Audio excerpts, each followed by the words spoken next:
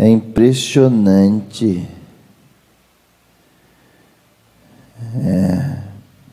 A fé dessa mulher, literalmente, é admirável. Vamos entender um pouco o contexto do que houve aqui, do que aconteceu aqui, nessa passagem. Uma mulher bem casada, não havia problema algum em seu casamento, amava o marido e era amado por ele. Regras básicas de um bom relacionamento: ambos amavam uns aos outros, o marido a esposa o marido. Tinham uma filha, gozava de boa saúde, linda por sinal. Eram bem financeiramente, o marido era um dos comerciantes da região mais conhecido, um dos que mais vendia, era rico, considerado rico pela sociedade. Tudo ia bem,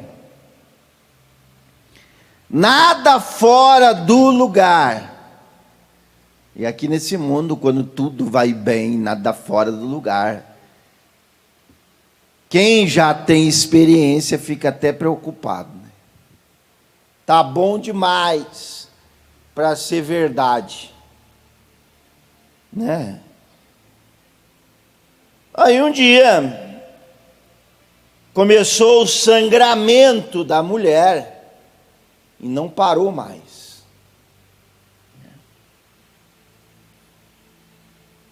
Ela estava enferma de uma enfermidade que a sociedade condenava. Era tida como uma mulher suja. Falta de conhecimento, de cultura. Não tinha tanto naquela época, né?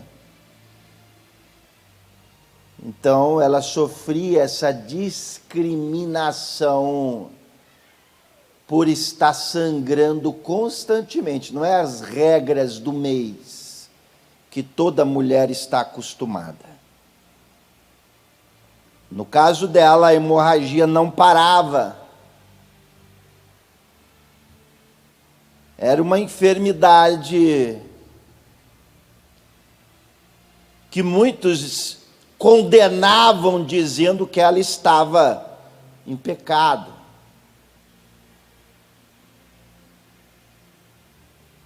As pessoas a julgavam facilmente. E no termo julgar, no termo condenar, seres humanos são peritos e são os melhores em fazer. Tu pode fazer tudo certo a vida inteira, tu não vai ouvir elogio de ninguém. Mas uma coisa que tu fez errado, tu vai escutar por resto da tua vida e será lembrado por ela. Assim é a sociedade que a gente vive, né? Então, por ter essa enfermidade, ela era tida como uma pecadora aos olhos da vizinhança, aos olhos de todos. E a vida dela saiu de céu para inferno, facilmente. Ela, onde andava, todos apontavam, o marido, todos cobravam. A filha ainda era bebê naquela época. Olha que situação. O próprio marido, mesmo que a amasse, fazia de tudo para agradá-la. Porque amor é isso. Amor não se revela só quando a coisa está boa. Amor de verdade se revela quando tudo vai ruim. Quando nada dá certo. No caso dela, o marido estava apoiando até o fim. Interessante isso. não a discriminou, pelo contrário, a apoiava. Né? Até mesmo é fácil amar quando tudo vai bem. Palavras bonitas lançadas ao vento são fáceis de falar. Eu te amo. Mas a prova das atitudes é o que vão revelar realmente se isso é ou não é verdade. Vejo muito caso de pessoas que diziam amar a flor da pele, mas a outra ficou doente, ficou paraplégica, ficou mal, e o amor acabou. Já vi muita gente dizer que amava a flor da pele, enquanto a outra tinha um emprego, tinha dinheiro, tinha salário, mas quando ficou sem nada e perdeu tudo, o amor acabou. Pessoas assim nunca amaram, enganavam-se a si mesmas, nunca souberam o que era amor. O marido daquela mulher sabia o que era amor, pois mesmo em meio àquela situação, ele a apoiava intensivamente. Então ela tinha um marido apoiando, mas a sociedade recriminando. E começou a afetar até os negócios dele, a vida dele, mas ele não se importava. À frente dos negócios vinha a esposa, né? Vinha quem ele amava. Porque quando você ama realmente alguma coisa, você coloca ela na frente. Você dá prioridade para ela. Por isso que eu vejo muita gente dizendo que ama a Deus, mas nunca soube o que é amar. Principalmente a Deus. Né? Quando você ama de verdade, você está disposto a dar a sua vida por quem você ama. Você às vezes está disposto até a abrir mão de quem você ama para ver quem você ama feliz. O amor não mata, o amor não judia, né? E o maior amor de todos os tempos, a maior história de amor de todos os tempos, foi a que Jesus veio fazer nesse mundo. Morrer por mim e por você, e dizer que você é tão importante para Ele, ao ponto dele até morrer e sofrer por você. Essa foi a maior prova de amor. Que é uma história de amor, a história de Jesus Cristo. Não tem história melhor e mais bela do que essa, não existe. De todos os tempos. Mas aquela mulher, ainda que o marido a apoiasse, o fluxo não parava, a enfermidade continuava a mesma. Aquilo a atormentava de dia e de noite. Aquilo fazia ela se sentir mal. Já não queria mais sair de casa. Já não era mais a mesma. E quando ela observou que estava prejudicando o pai, logo ia prejudicar a filha socialmente, que a filha ia crescer, ela achou por bem tirar esse peso das costas deles, pois os amava incondicionalmente, o marido e a filha, e foi embora de casa, se entregou, deixou o marido, sumiu, porque ela sentia que estava fazendo mal para o marido. Quem ama é assim, se preocupa, abre mão de si mesmo, né? Deixou a filha, deixou o marido e foi lá para o Vale dos Leprosos. Havia locais em Israel que eram mais reservados, onde ficavam as pessoas doentes, com todo tipo de doença. E ela foi se entregar a esses locais, esperando a morte. Acredito que por muitas vezes pediu a morte porque não aguentava viver daquele jeito, com aquela enfermidade. Acredito que dentro dela não havia mais força para viver, não havia mais o porquê para viver naquela situação, né? Infelizmente, aquela mulher se entregou. E é tudo que você não pode, não deve fazer na sua situação. Seja ela qual for, doa como estiver doendo a sua situação, seja difícil como for, ela vai passar. Fala para a pessoa do seu lado, vai passar.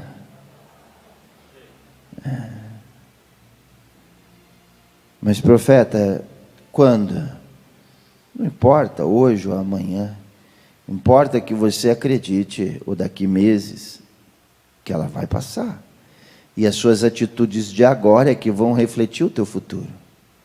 Se tu fizeres besteira agora, bobagem agora, pagará o preço lá na frente.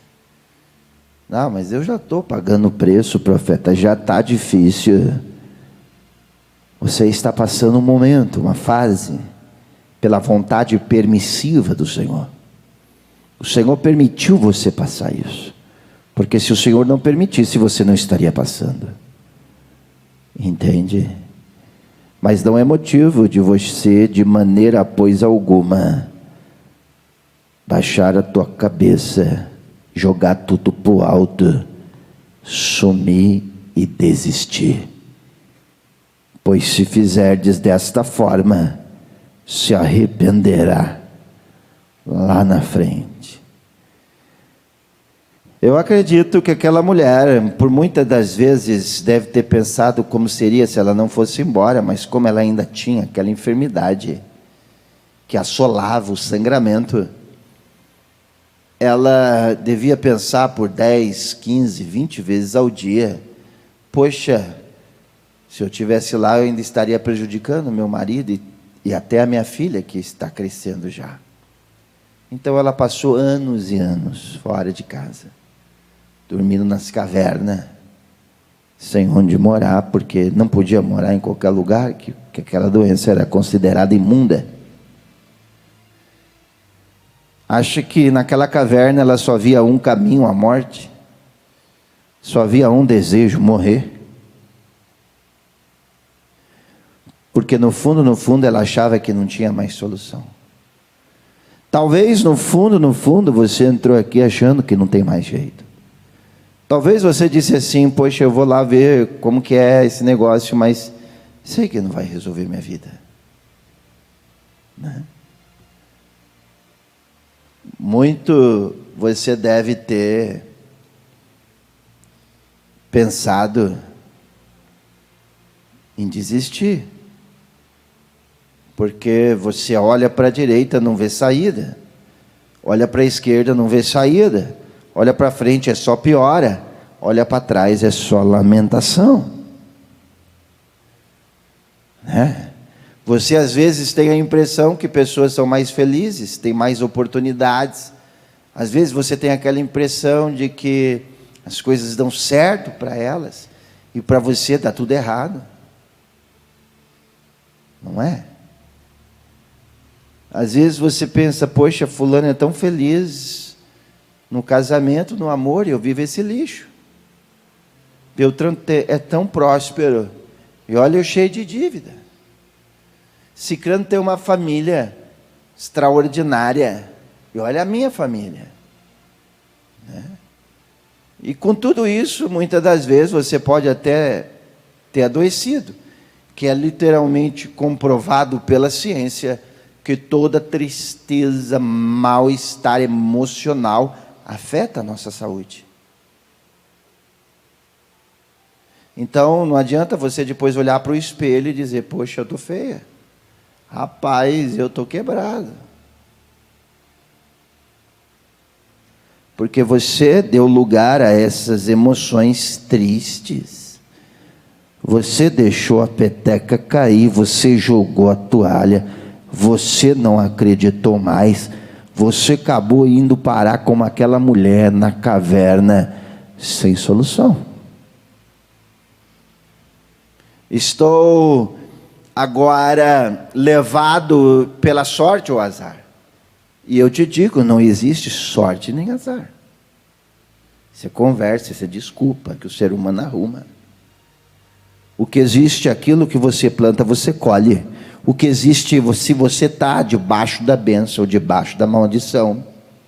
O que existe é se as portas estão abertas ou fechadas na tua vida. E isso sim existe, isso é fato, não é ficção. Sorte e azar é ficção.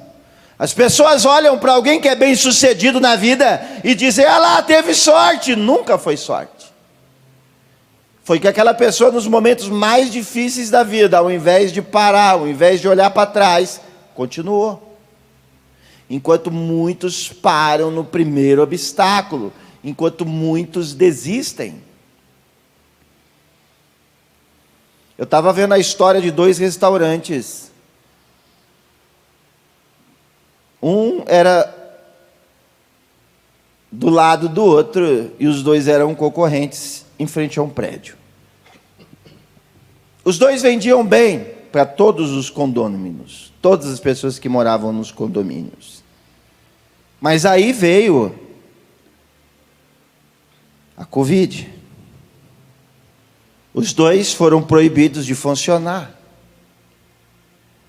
Um disse, vou mandar embora os funcionários. Mandou. E vou esperar passar a Covid, depois eu reabro, esperando a determinação da prefeitura. O outro, por sua vez, parar eu não vou. Bateu o pé no chão e começou a fazer delivery. Entregar, distribuindo seus panfletinhos na portaria. Não parou o seu restaurante. Resumo da história: a Covid passou, a prefeitura liberou novamente os 2 restaurantes. Um foi começar, o que tinha parado, já não tinha mais estrutura nenhuma financeira e quebrou. O outro que não tinha parado e teve visão, hoje tem 2 fontes de renda, para quem pede por telefone e para quem vai comer lá. Dobrou o faturamento. Tudo é uma questão de como você enfrenta a situação. Não existe sorte nem azar. Alguém vai dizer, fulano teve sorte, aquele restaurante teve sorte. Não quebrou, não foi sorte. Foi não esperar cair do céu. Foi não reclamar, ou ficar só reclamando. Foi não se entregar para a situação e para os problemas.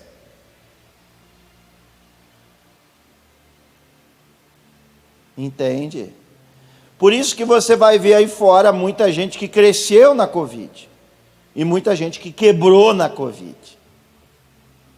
A diferença está na visão, na determinação. Até que ponto você é determinado para lutar por esse casamento até o fim? Até que ponto você é determinada para lutar pela tua vida financeira até o fim? Até que ponto você luta pela sua família? E principalmente, até que ponto você serve o seu Deus? Pense! Porque até nesse ponto, muitos nessa Covid se revelaram que realmente eram, qual era realmente o seu conceito com Deus, o seu relacionamento com Deus. Aqui mesmo na nossa igreja tivemos muito caso de gente que eu achava que estava firme com Jesus, que era de batalha, que era de guerra. Gente que eu achava que estava do nosso lado, do nosso time. Veio a Covid, ó, sebo nas canelas. E gente que eu não dava nada, eu olhava e dizia, puxa, agora fulana caiu de vez. Muito pelo contrário, se levantou mais forte ainda. Surpreendeu.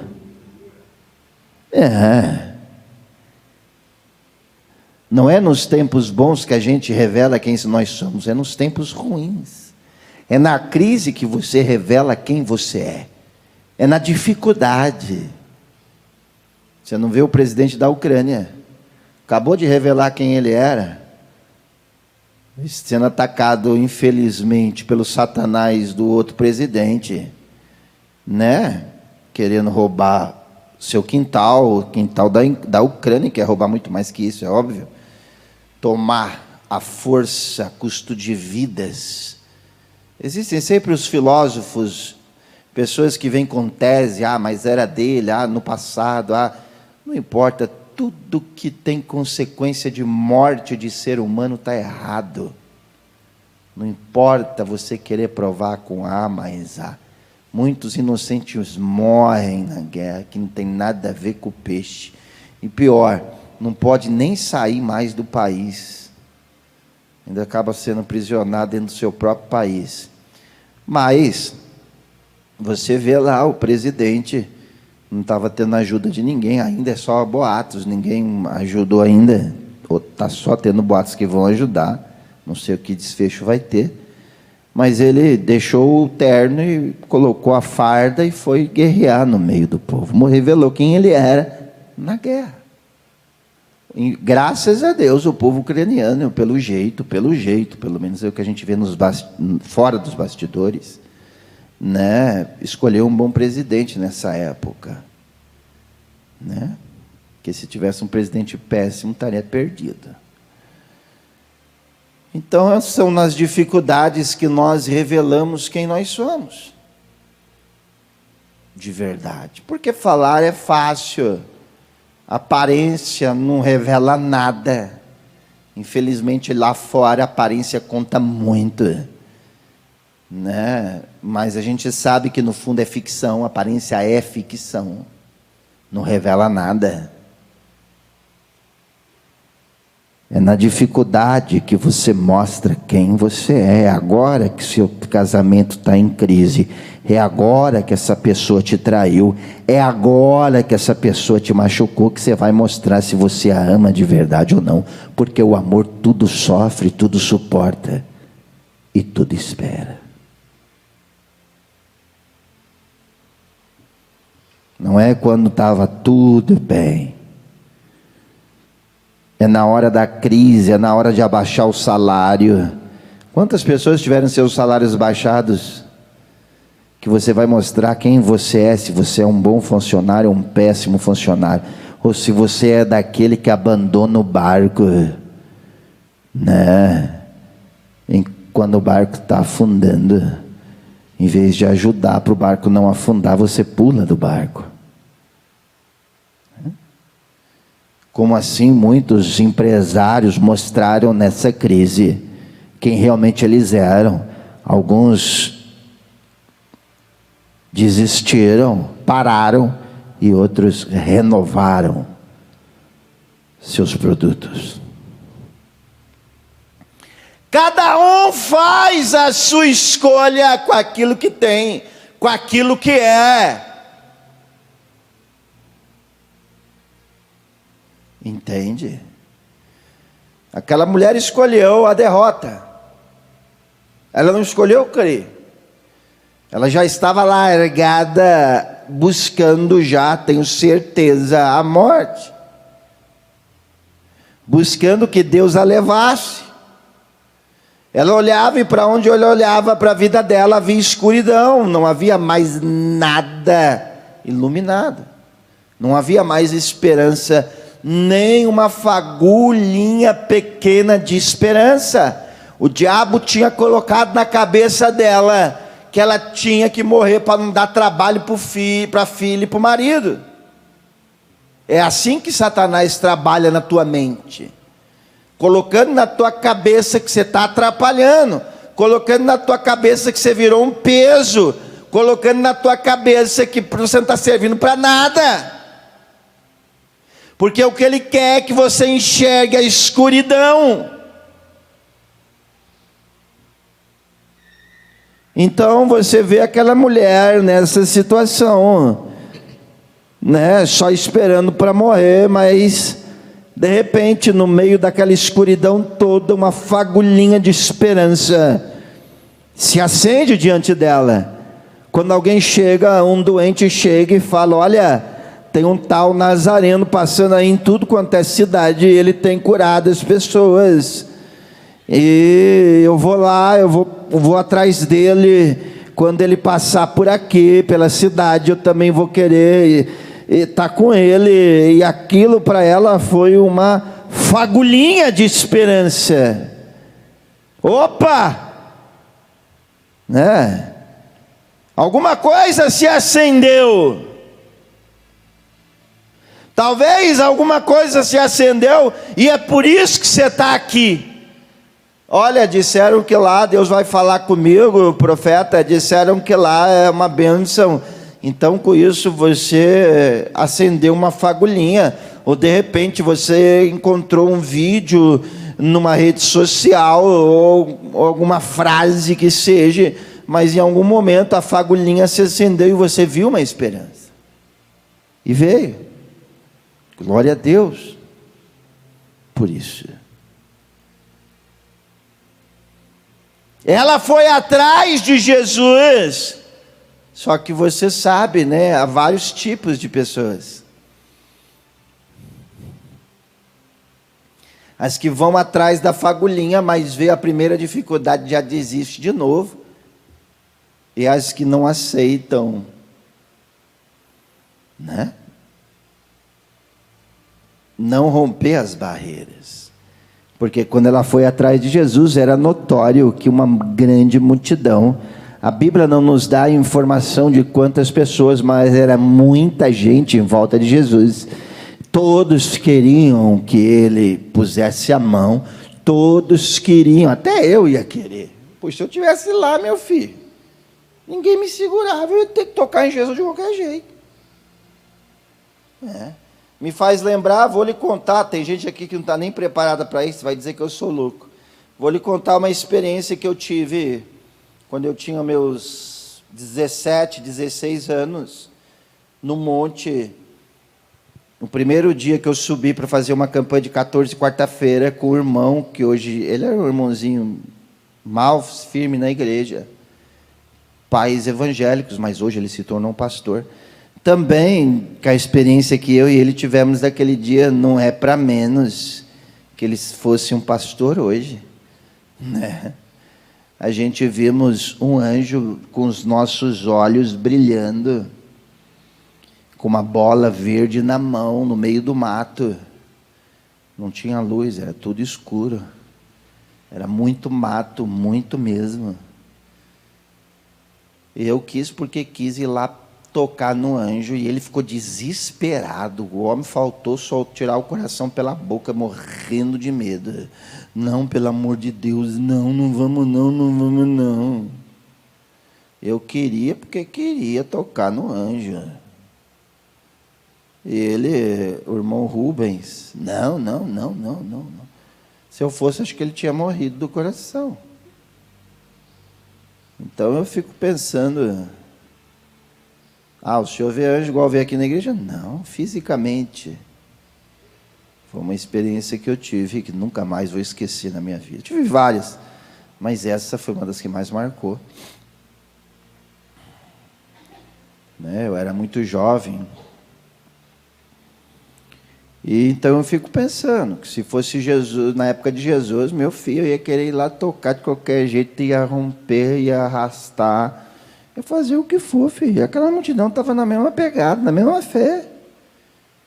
Então a mulher viu aquela multidão em volta de Jesus e ela, poxa, e agora? Se esse bando de cavalão aí que está se matando para chegar para quem? Sou eu, uma mulher fraquinha, debilitada, sangrenta. Essa poderia ter sido a postura dela. Não é assim que a gente pensa quando a gente está na fila de um monte de gente procurando emprego? Mas fulano tem PhD, tem faculdade, tem capacidade, eu não sou ninguém. Não é assim? Não, Beltrano é cobiçado, é paparicado, tem um monte de mulher atrás dele, porque vai querer eu. A gente se menospreza, se diminui, se autodiminui, né? Aí o que acontece foi que ela não se diminuiu naquele momento, não. Ela surpreendeu. A mulher surpreendeu naquele momento. De uma mulher fraca, de uma mulher debilitada, de uma mulher entregue à morte. Ela se revelou naquele exato momento uma mulher corajosa, uma mulher de fé, uma mulher que vai para cima. E realmente foi para cima, rompeu aquela multidão e empurrou um, empurrou outro, se arrastou de um jeito, se arrastou do outro, saiu só o bracinho no meio da multidão, mas ela conseguiu segurar. Conseguiu o quê? Aonde? Aonde? Ela conseguiu segurar no vestido, na orla, na veste de Jesus. Eita! Jesus passou e de repente disse: espera aí, alguém me tocou. Claro que tocou. O discípulo disse: não dá de gente que se matando para tocar no Senhor? Não. Alguém me tocou diferente, porque eu senti que de mim saiu virtude. Na hora que ela tocou, na mesma hora, no mesmo momento, ela foi curada.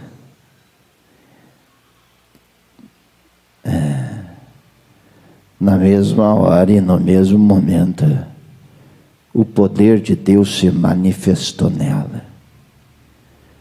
Depois daquela cura, né?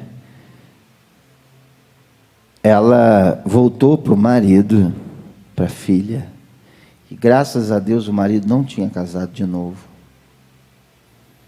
Não tinha, poderia, mas não tinha. Porque a amava, foi a única mulher que ele amou. E a família dela foi restituída, né?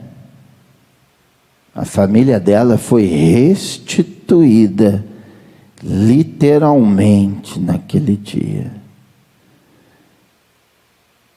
Ainda tem jeito, por pior que seja a sua situação, fica de pé.